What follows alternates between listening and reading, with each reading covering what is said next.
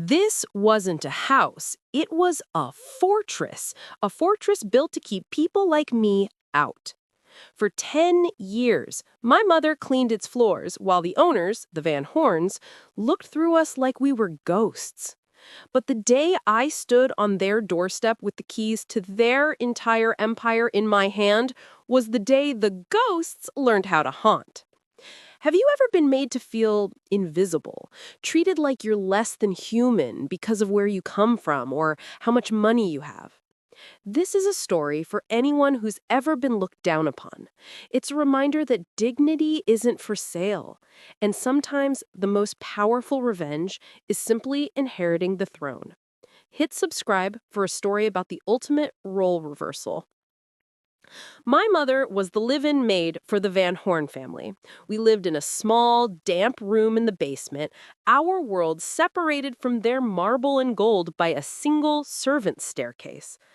I grew up with two sets of rules, one for them and one for us. Mrs. Van Horn, Cassandra, was ice. She'd run her finger over a picture frame checking for dust, and if she found any, she'd deduct it from my mother's pay. Her son, Julian, was worse. He'd accidentally drop food on the floor just so he could watch my mother kneel to clean it up. The only light in that house was Mr. Van Horn, Arthur. He was an old, quiet man, a self-made billionaire who'd lost himself in his own fortune. While his family ignored us, he saw us. He'd sneak down to the kitchen and ask my mother about her day. He'd leave books on the stairs for me, books on history, law, and finance. He once told me, "Wealth isn't what you have, Sophia. It's what you know." I worked 3 jobs to put myself through law school.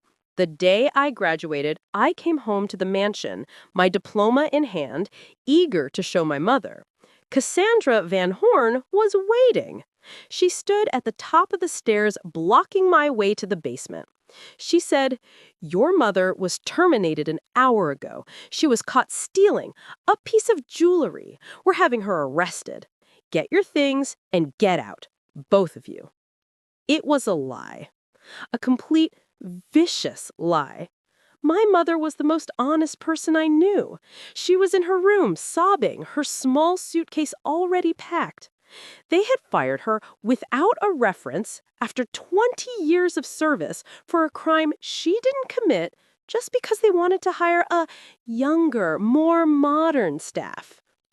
As we were escorted out, Julian leaned in and whispered, "Don't worry, I'm sure you'll find another floor to scrub." We were destitute. We lived in a homeless shelter for weeks. My mother's spirit was broken. My rage was a living thing. And then a letter arrived. It was from a law firm. We were summoned to the reading of a will. Arthur Van Horn had passed away. We assumed it was a mistake. We went, dressed in our only good clothes, feeling like imposters in the same opulent law office where the Van Horns were seated, looking bored.